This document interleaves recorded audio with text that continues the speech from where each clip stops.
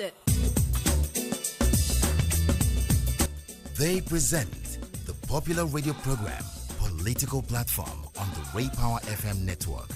Ray Power FM Political Platform, now on television.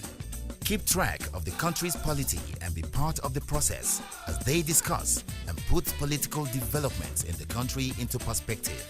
It's Ray Power Political Platform on AIT Abuja. Hello and welcome to Political Platform. My name is Amechi Anakwe. Now, how many international organizations is Nigeria part of?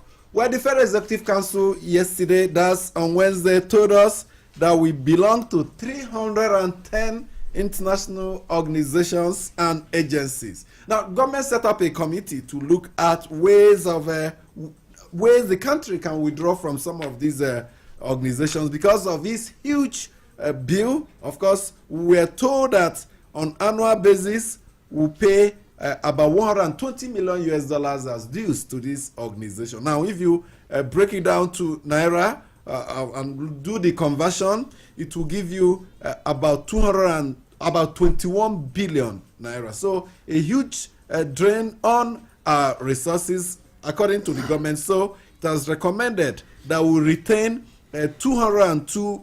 retain membership of 202 international organizations while we are to quit 90.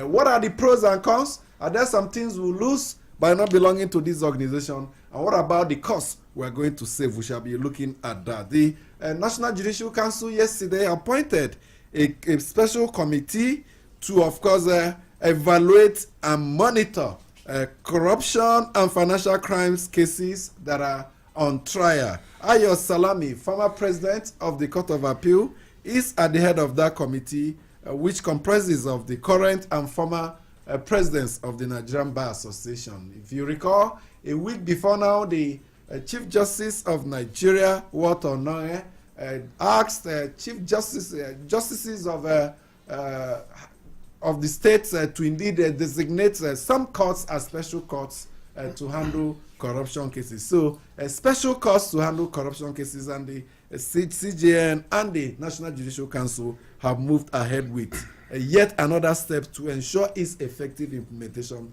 a committee to evaluate their work. Of course, Nnamdi Kanu's lawyer has filed a case at the Federal High Court in Abuja, asking it to compel the Chief of Army Staff, Tukur Buratai, to produce their client dead or alive, saying since the military invaded his residence, that he's yet to be heard from or seen. And Cameroon deports 100,000 Nigerian refugees, those running away from the Boko Haram in northeast. Of course, split into Cameroon, but from what we heard, the Human Rights Watch report says these Nigerians were tortured and dehumanized by Cameroonian authorities before being sent back home. Of course, I'm not alone on this program. My colleagues are here with me. Adebayo Bodori is here with us. Amici, I think the politics in PDP is getting interesting. Today in Abuja, one of their governors, Ayodele Fayose, specifically of Ekiti State, is declaring that he wants to contest the presidential election in 2019, and that raises some questions. What becomes of the Ike Ekweremadu committee report that has already zoned the presidency to the north? Well, we'll see how it play out. Candidates who are seeking to become to occupy the position of chairmanship of the party are also emerging. Tunde Adeniran, former minister, yesterday declared his intention. Bode George, former deputy national chairman of the party, is already running media campaign. I'm sure in the days and weeks ahead, more and more candidates will definitely emerge. On the issue of Nigeria withdrawing from certain international bodies, well, if it's for good, I think it'll be good for us. But we have to look at the pros and cons.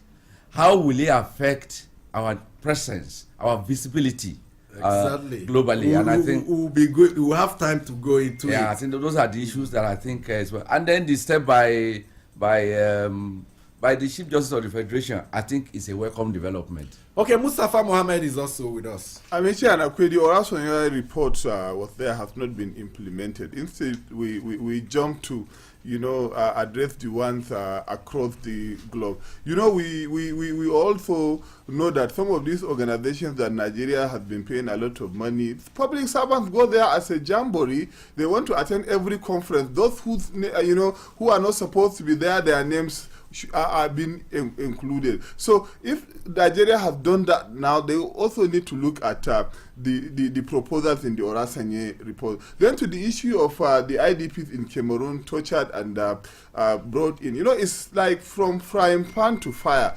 Those in Nigeria already even held a demonstration on Sunday because the life in the IDP camps are unbearable. They want to go back. Police went, arrest some of them, took them to court. Some are now in prison. So I don't know what that is going to translate into. Well, we'll have some of our listeners commenting on some of the issues we have already raised. Let's take you into our email box to, of course, share with you some of the mails you send there that we have selected. If anyone will be is, of course, leading the group to do justice to that. Thank you, Amici. Welcome to the mail segment. I'm Etenikan Akepu. You're welcome. Let's start with the mail coming from Sunday Obasi, who writes from Ebonyi State. And he says, the controversies arising from the statements of the Minister of Information and the practical situations of the IDPs from Bama puts another question mark on the highly publicized war on corruption led by President Muhammad Buhari and the dormancy of some ministries and ministers such as Interior.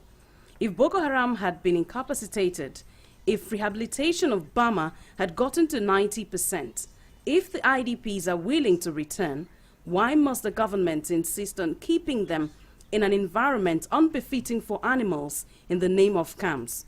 It had become obvious that the IDPs had become another avenue for some politicians to enrich themselves through donations from international donors, and another way to empower and compensate another grass cutter at the detriment of the already traumatized people of Bama by the federal government. It is high time the APC-led government employed professionals who can help to permanently solve the problems of the IDPs if they don't sincerely know how to solve it before it degenerates to another terrorist organization. And on restructuring Nigeria, Madu Ifi in Abuja says, I believe in Nigeria, and I know that one day this country called Nigeria will rise again against all trials and challenges. I hope that Atiku Abubakar, who is so in support of restructuring Nigeria, is not doing so because he wants to contest elections come 2019. If by peradventure he wins, I hope the tune and the lyrics of the music will not change. God bless Nigeria. Still on restructuring, Emmanuel Ocharifu from Maraba in Nasarawa State says, as the call for restructuring of the country continues to gain momentum every day, it's crystal clear that whosoever, either from the opposition or the ruling party, that is behind the call for the restructuring, is doing a great justice to Nigeria. How good and pleasant would it be before God and man to see a restructured Nigeria that would be of benefit for all? A sincere restructured Nigeria is likely to quench the fire of corruption that this administration is seriously fighting against. This is it for the mail segment. Keep your mails coming, send them to politicalplatform@yahoo.com. Bust it! They present the popular radio program Political Platform on the Ray Power FM network. Ray Power FM Political Platform, now on television. Keep track of the country's polity and be part of the process as they discuss and put political developments in the country into perspective. It's Ray Power Political Platform on AIT Abuja. Let's try to bring in the spokesperson of the ruling All Progressives Congress APC, Bolaji Abdullahi. Of course, we raised his name some days ago on this program in reference to statements credited to the special advisor to the president and chairman of the Presidential Advisory Committee Against Corruption, Professor SAGAY, where he said the party is made up of a term he used, rogue elephants, and of course he went further to say that some of them are come and chop politicians. And of course, We are bringing online now Bolaji Abdullahi, APC spokesperson. Hello, and welcome to Political Platform. The situation in your party, members or people that are supposed to be working in tandem towards one common objective appear to be throwing jabs at each other. What's really the situation?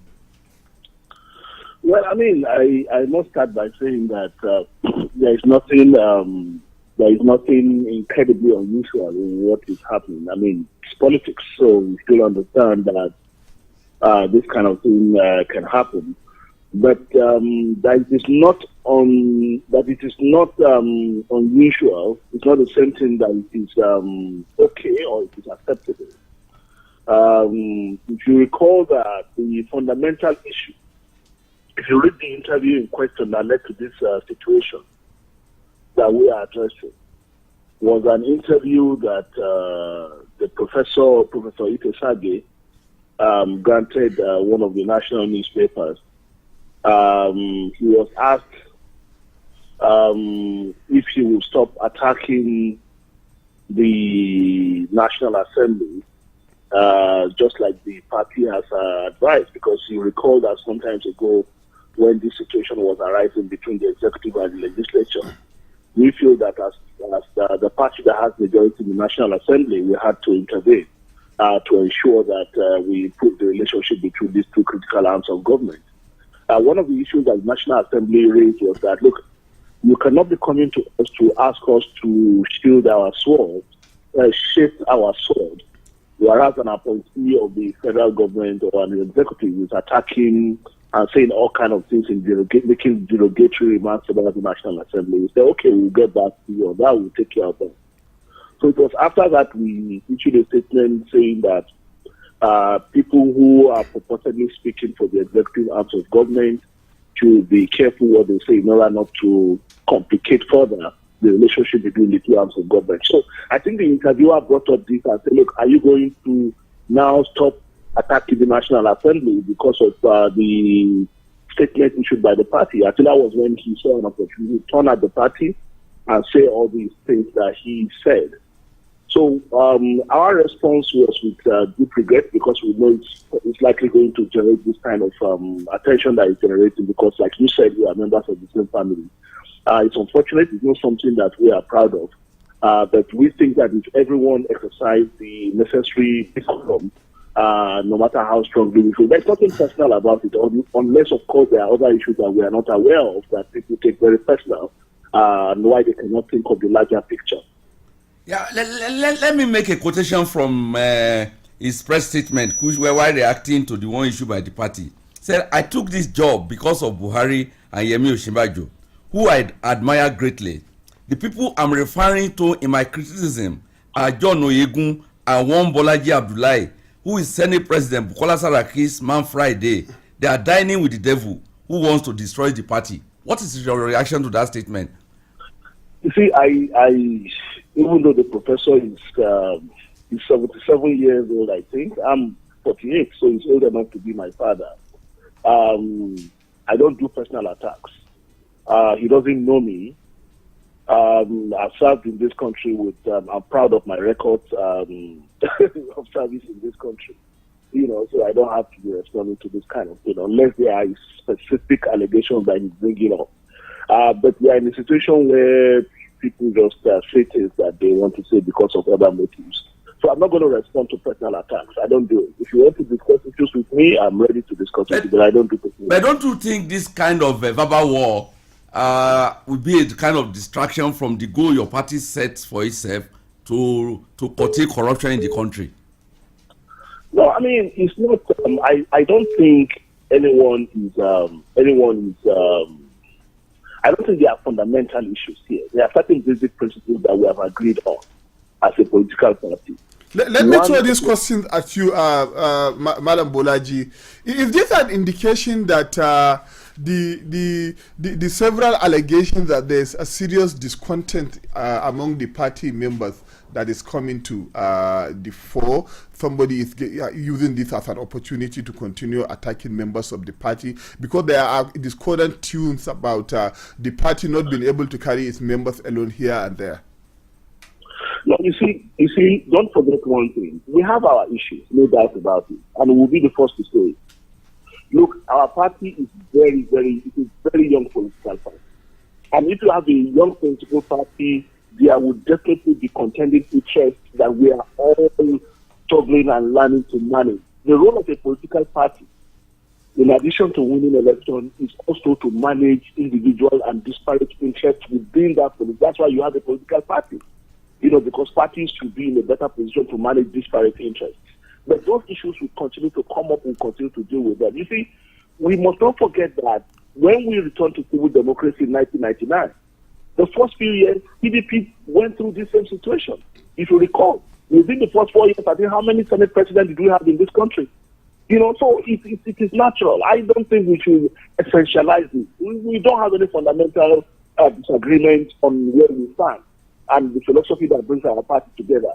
But what you see play out is the manifestation of those disparate interests within the political party. I'm sure we'll get to that. But looking at other developments within the ruling party, we've seen situations where it appears the presidency is not standing on one united front. We see an EFCC chairman appearing to take different positions with the Attorney General of the Federation and vice versa. What message does this send, and where does it place the president, who's supposed to have to be a father figure to all, to all these other interests, in pulling them together for national and for party interests?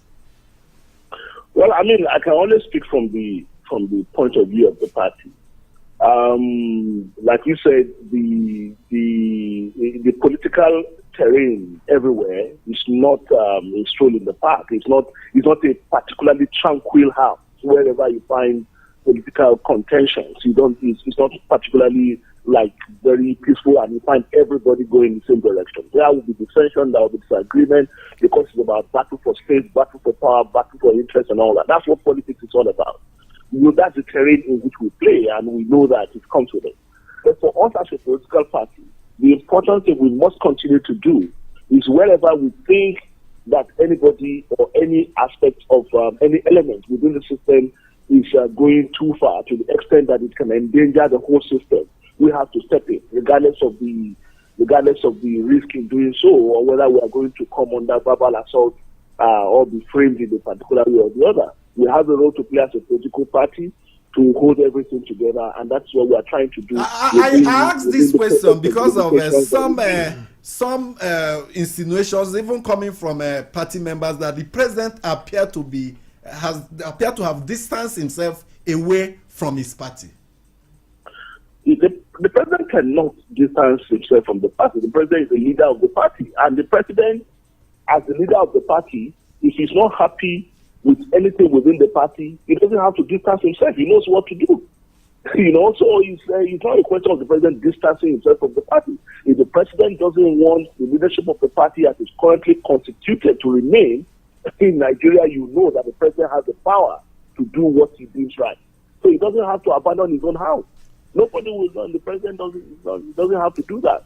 If I can quote from your statement that you advise the executive that in order to promote harmony between the legislature and the executive, that some of the key appointees should not ignite more fire, and they probably seeks some of the uncomplimentary comments they are making, either against the either from the legislature to the executive, or from the executive to the legislature. This brings into the fore the critical issue of party supremacy.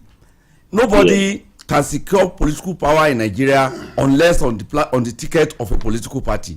Is your party Armstrong from calling its members into order, since you are the one that provided the platform for them to win the election in the first place?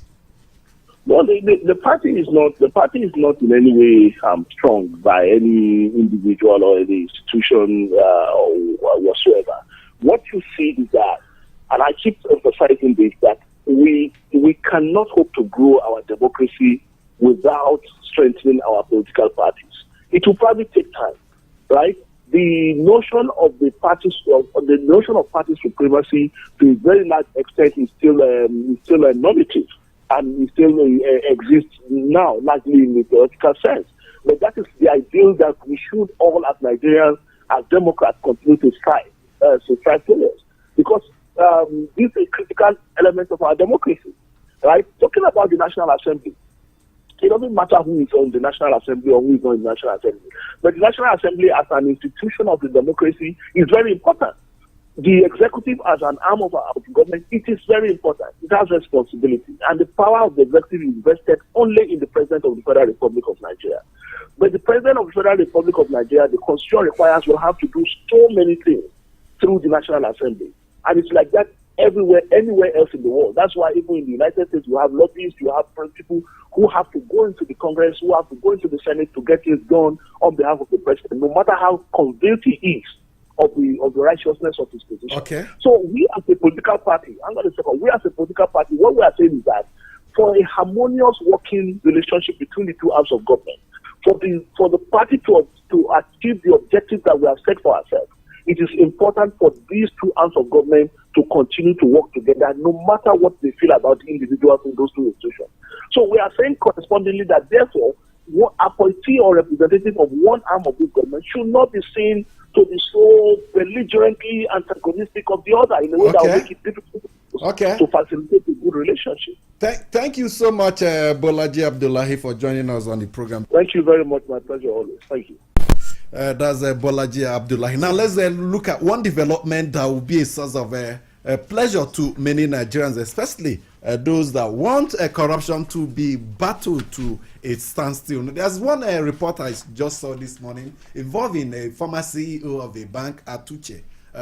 The matter came into the courts 6 years ago, and the Supreme Court made a pronouncement yesterday, of course, talking about the fact that the matter should be tried afresh by reassigning the case to a new judge. The Supreme Court was not happy with the decisions taken by the lower courts that the matter be assigned to a new judge. If that happens, that means the 6 years that have been wasted in trying to seek for justice in a case of alleged corruption would have meant a waste of time and resources of the state. This is one of the reasons why so many Nigerians believe that we need special courts to deal solely and strictly with corruption cases. Now, sometime last week, the Chief Justice of Nigeria announced a directive he issued to heads of courts across the country to designate certain courts as special courts that will indeed devote all their time and energy to handling